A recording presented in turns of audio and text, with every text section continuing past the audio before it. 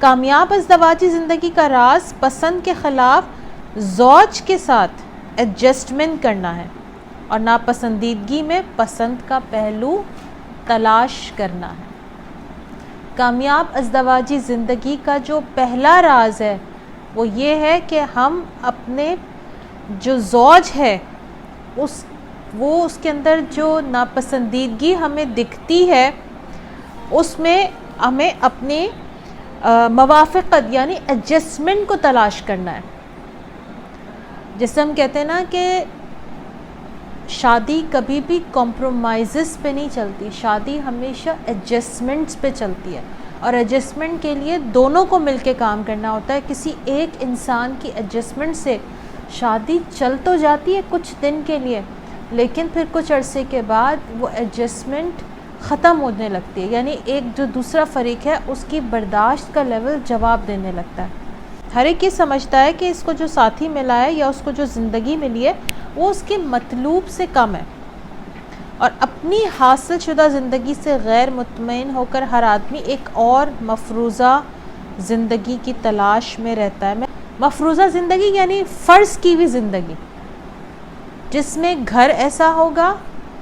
گاڑی ایسی ہوگی، ریلیشن شپ ایسے ہوں گے، بچے اتنے ہوں گے، اتنے بیٹے ہوں گے، اتنی بیٹیاں ہوں گی، اتنا پیسہ ہوگا، اتنے کمروں کا گھر ہوگا اور اس علاقے میں ہوگا۔ ہر انسان نے اپنی زندگی کا کچھ اس قسم کا مفروضہ طے کر لیا ہے اپنے اپنے دماغ کے اندر، اور اس مفروضے کو طے کر لینے کے سے جب وہ ریلیشن شپ میں انٹر ہوتا ہے ایک انسان، تو اس کو جب وہ چیز ایز اٹ از نہیں ملتی جیسا کہ اس نے اپنے دماغ میں فینٹیسائز کیا ہوتا ہے، تو وہ چیز اس کے لیے تکلیف دہ بن جاتی ہے، اور اس کو یہ لگتا ہے کہ میں نے خدا سے ایک ہی چیز تو مانگی تھی کہ جب میری شادی ہوگی تو مجھے ایسا گھر ملے گا اور ایسا شوہر ملے گا، اور جب وہ نہیں ملتا تو وہ خواب چکنا چور ہو جاتے ہیں، اور وہیں سے پھر انسان کی پریشانی، اس کے مسائل اپنے اسپاؤس کے ساتھ اور اپنی ازدواجی زندگی کے ساتھ شروع ہو جاتے ہیں۔ اور اس میں بہت بڑا جو رول ہے نا وہ ہمارا سوشل میڈیا بھی پلے کر رہا ہے۔ سوشل میڈیا آپ کو فینٹیسی میں رہنا سکھا رہا ہے، سوشل میڈیا آپ کو بہت ساری چیزیں فینٹیسائز کر کے دکھا رہا ہے۔ سوشل میڈیا آپ کو یہ سکھا رہا ہے کہ دیکھو ہسبینڈ ایسا ہونا چاہیے یا وائف ایسی ہونی چاہیے۔ آپ کی خواہش ہو سکتی ہے اور ہونی بھی چاہیے، لیکن خواہش کو غیر حقیقی نہ ہونا چاہیے۔ غیر حقیقی چیز ہونے سے تکلیف ہوتی ہے، لیکن جب آپ ریئلسٹک ورلڈ میں رہتے ہیں، ریئلزم اپناتے ہیں، حقیقی زندگی میں رہنا سیکھتے ہیں، تو اس سے آپ اپنے مسائل اور اپنی پریشانیوں کو اوور کم کرنا سیکھ جاتے ہیں۔ اصل میں ہمارے پاس نا زندگی کے مقاصد نہیں رکھے ہوئے، اور جب زندگی میں کوئی مقصد نہیں ہوتا نا تو انسان اس طرح مٹیریلسٹک چیزوں میں الجھتا چلا جاتا ہے۔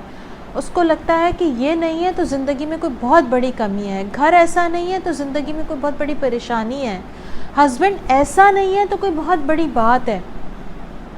بیوی اتنی خوبصورت نہیں ہے تو شاید وہ بد نصیب انسان ہے، اور شاید اب اس کے آگے بچے بھی اتنے خوبصورت پیدا نہیں ہوں گے۔ یہ ہمارے کچھ سو کالڈ ہمارے کچھ مفروضے ہیں جو ہم نے ریلیشن شپ کو لے کے یا اپنی زندگیوں کو لے کے بنائے ہوئے، اور اس سے ہمیں باہر آنے کی ضرورت ہے۔ ہمیں حقیقی زندگی کو اپنانے کی ضرورت ہے، حقیقت سے قریب تر زندگی۔ یہ وہی زندگی آپ کو خوش بھی رکھ سکتی ہے اور آپ کے دل کو مطمئن بنا سکتی ہے۔ دیکھو جب سے سوشل میڈیا آیا ہے نا، اس نے گھروں کو بہت برباد کیا، اس نے ہماری جنریشن کو بھی بہت برباد کیا۔ اس نے ہمارے ذہنوں میں کچھ تصورات بٹھا دیے، اور ان تصورات کی وجہ سے ہم نے خوبصورتی کا ایک معیار بنا لیا، اور اسی خوبصورتی کے معیار کو لے کے ہم لوگوں میں وہ خوبصورتیاں ڈھونڈتے ہیں۔ ہم رشتوں میں باطن کی خوبصورتی کے بجائے ظاہری خوبصورتیاں ڈھونڈتے ہیں، اور یہ سب ہمارے میڈیا کا اور سوشل میڈیا کا کمال ہے، جس نے ہمارے کرائٹیریا کو بدل دیا ہے۔ ایک زمانہ تھا کہ لوگ یہ دیکھا کرتے تھے کہ لڑکی کی ماں کیسی ہے، لڑکی کے گھر کا ماحول کیسا ہے، لڑکی کو گھرداری آتی ہے یا نہیں آتی، لڑکی کے اندر وہ صبر اور برداشت کتنا ہے، ایڈجسٹمنٹ کی صلاحیت کتنی ہے۔ آج دیکھتے ہیں کہ لڑکی کے پاس ڈگری کون سی ہے، وہ ڈاکٹر ہے، وہ جاب کرتی ہے، اس کو انگریزی بولنی آتی ہے نہیں آتی، اس کو اپنے آپ کو کیری کرنا کتنا آتا ہے، وہ کتنی گوری ہے، یا اس کے نین نقش کیسے ہیں. اس طرح کی چیزوں کے اوپر آج کل زیادہ فوکس ہے.